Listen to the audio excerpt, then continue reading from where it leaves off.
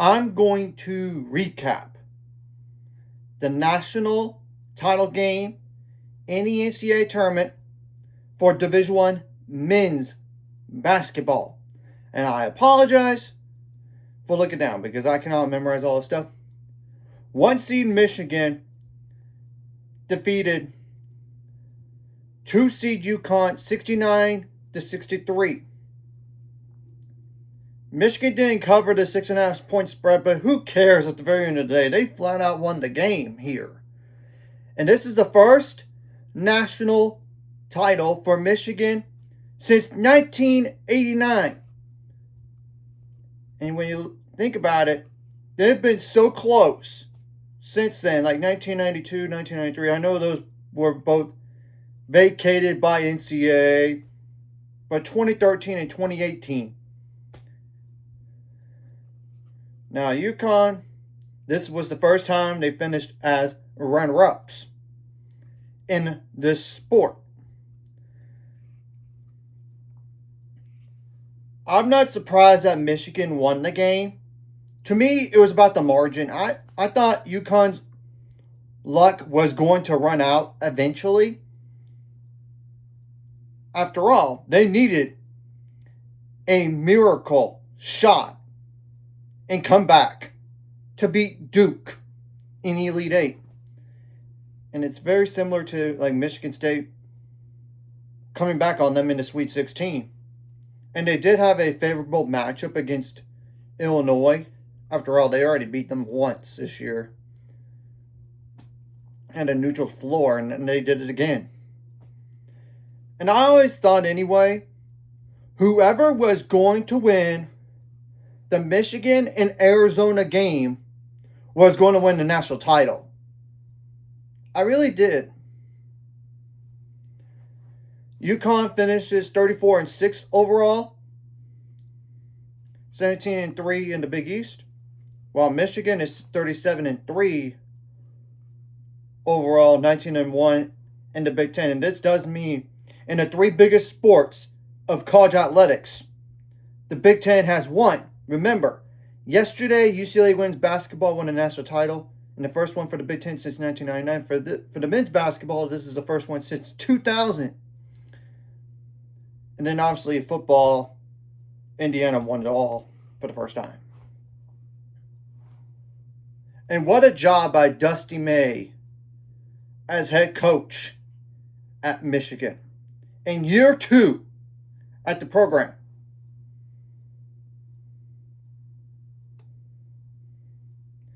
And you got to remember, year 1 was a Sweet 16. Now that they made it even further, they won the national title. And especially when he took over a program that was really bad shape the year before.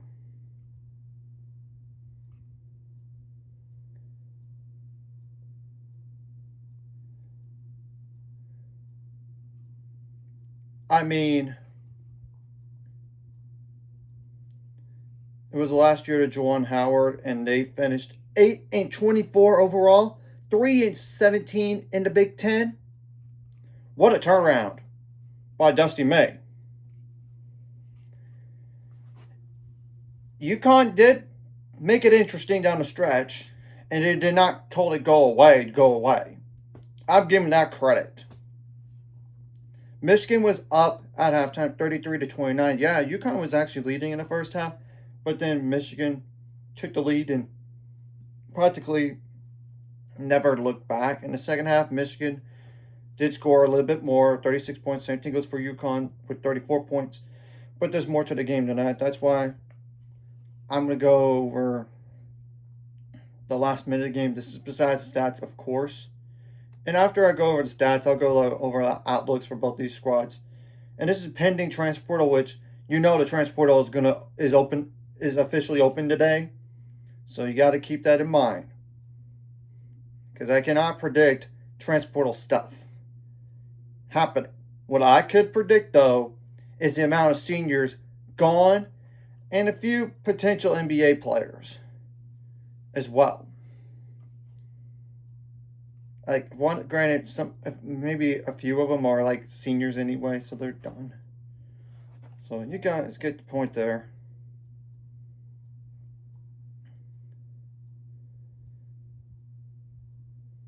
Okay, Elliot Condo from Michigan like made both free throws after getting fouled by Silas DeMary Jr. from UConn to make it 67-58. Around 54 seconds left, Braylon Mullins missed a three. Then Roddy Gale Jr. fouled on like a rebound. And Alex Caravan went to the line, made both free throws to make it 67-60. Michigan was up. Yeah, Caravan got the offensive board at the time, and he got fouled on that.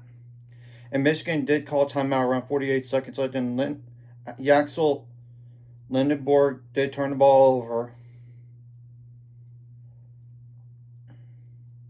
Solo ball made it very interesting for UConn. He made a three around 37 seconds left, assisted by Brandon Mullins to make it 67-63.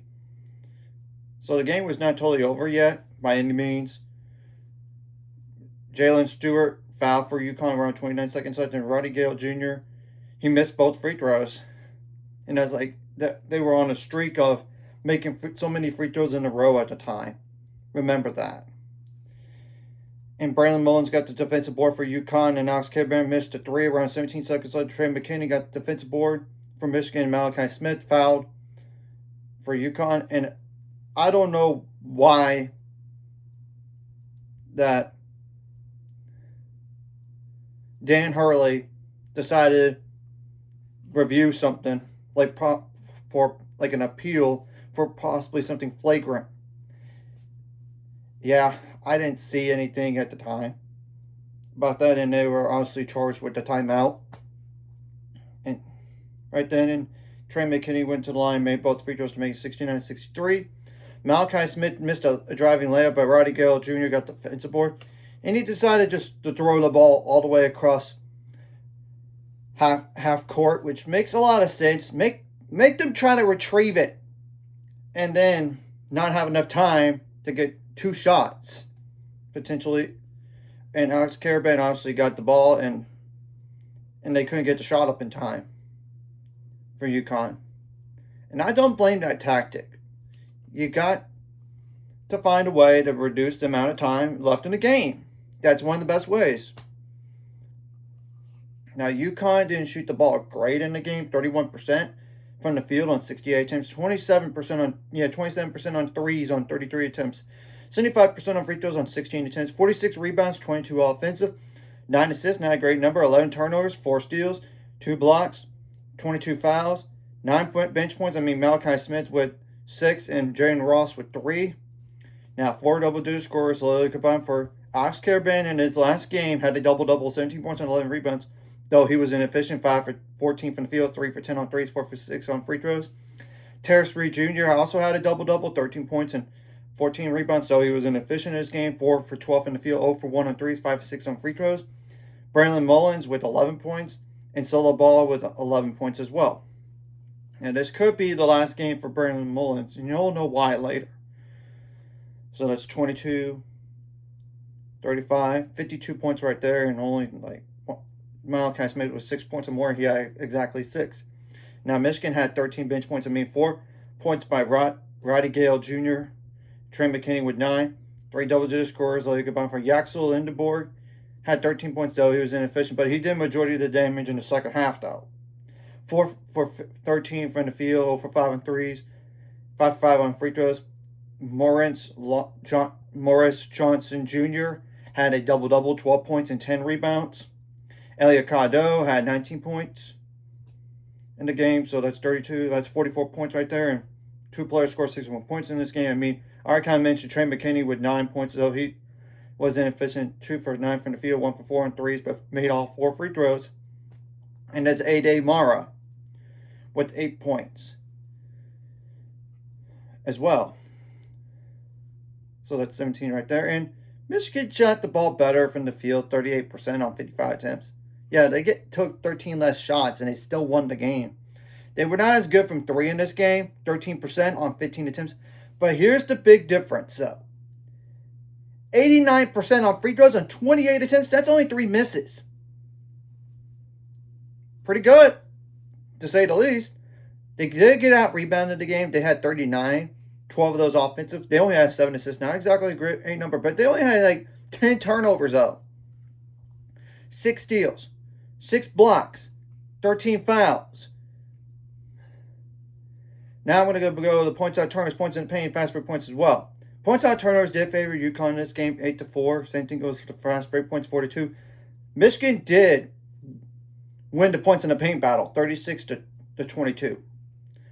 I'll start with the UConn side of things. This is pending transport, of course, but you're going to lose Alex Caravan next year. I know there's like Dwayne Koroma, Alec Melinder, but those two are like hardly play players. But you're going to lose Terrace Reed Jr. Ouch. Just like Alex Caravan. And there's Malachi Smith, but he's been more of a bench player. But still, and there's honestly the possibility that Braylon Mullins could go to the NBA draft as long as he's up to a certain point in the drop boards. Because I do think these days, if you're not in the top 20, you could come back. I think so.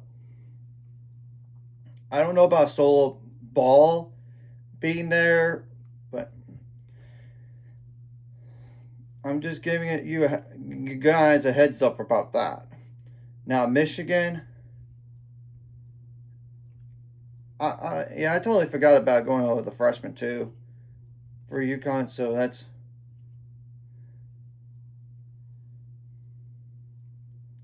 Yeah, they do have like 2 of those coming in for UConn, by the way.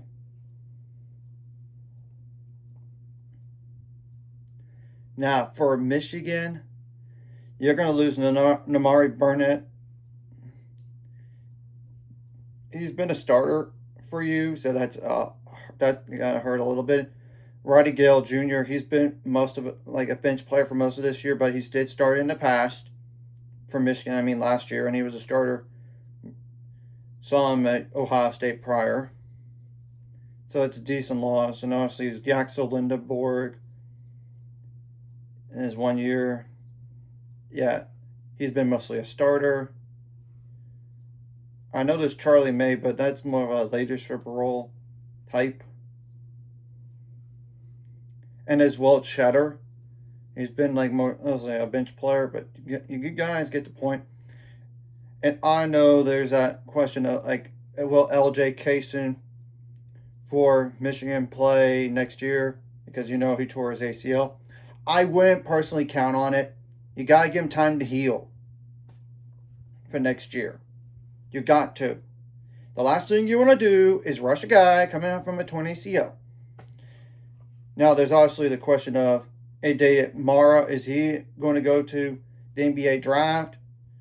Possibly the same thing goes for Morence Johnson Jr. I don't know about Elliot Cardo, but maybe it's just, you never know. And I did believe I saw that Trey McKinney will be back next year for Michigan. That's big right there. And they do have like 4 commit signees, and including a late one. They have like 5 of them now in terms of.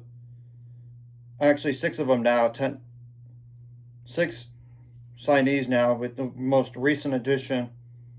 Like that, not really a signee, but 2 hard commits and 4 signees right now, and those would be like Brandon McCoy Jr. and that's the more recent one. And there's also Lincoln Cosby. That's more recent.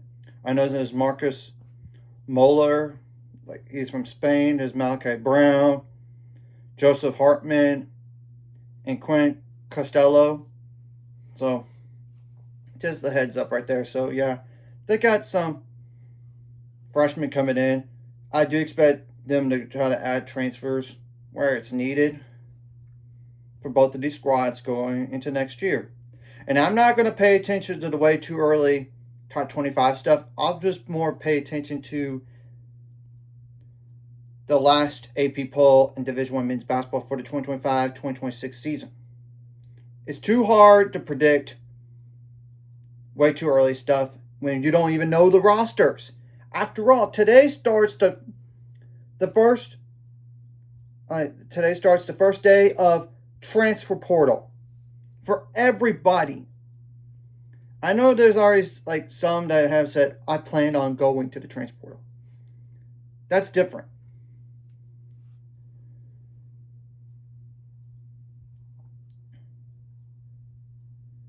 So, anyways, if you like this content, hit the like, subscribe, see you guys later on the road at 8 ounce cross course. Ultimate goal is 1,000 more. Some more this course live video. Convo really helps YouTube algorithm. Some more people see us, sharing the video does help as well. Some more people can watch, and if you're watching and not subscribe, hit subscribe button, for notification bell as well.